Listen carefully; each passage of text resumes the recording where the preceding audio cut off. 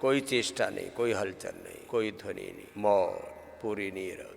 कण कण में प्रभु ही है, कण कण प्रभु ही है। अपनी इस भाव चेतना को आप जितना दृढ़ कर लेंगे उतने ही 24 घंटे आप भगवान के अंग संग, भगवान के आश्रय में, आलिंगन में, आलंबन में, भगवान की शरणागति में रह पाएंगे। भगवान के विश्वमय स्वरूप में, विश्वातीत स्वरूप, पूर्ण आनंद और तृप्ति की अनुभूति करें। प्रभु जो भी मूर्त अमूर्त, सगुण साकार, निर्गुण निराकार, नाम रूप स्वरूप, मनुष्य मनुष्य दर जड़ चेतन जीव जगत है, तो ही सब तुझसे उत्पन्न हुआ, तुझसे ही संचालित है। अंततः सबका कर्ता, सबका संचालक, सबका समाहर्ता तू ही। सब नाम रूप स्वरूप तेरे, ऐसे भगवान के उस परात्पर ब्रह्म स्वरूप में हम पूरे एकात्म कुछ पल तो ऐसे भगवान के अंग संग जिया करें, पूर्ण मौन में, पूर्ण नीरवता में, उस पराचेतना में, पर ब्रह्म। ऐसे संकल्प मात्र से ध्यान लग जाता है। इसको संकल्प समाधि कहे, सविचार समाधि, सगुण समाधि, सबीज, निर्विकल्प, निर्बीज, दग्ध बीज होकर के, साक्षी दृष्टा होकर के, जैसी जिसकी भाव चेतना। ये जो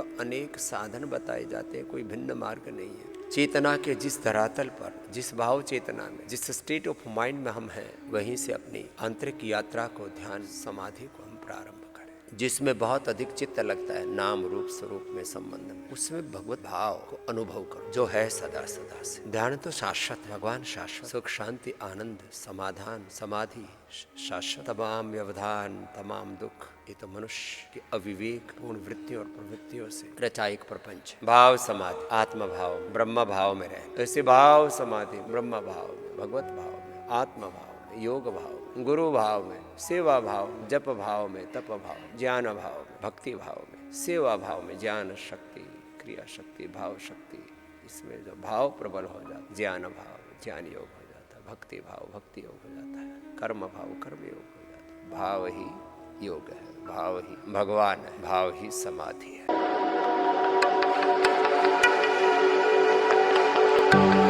है।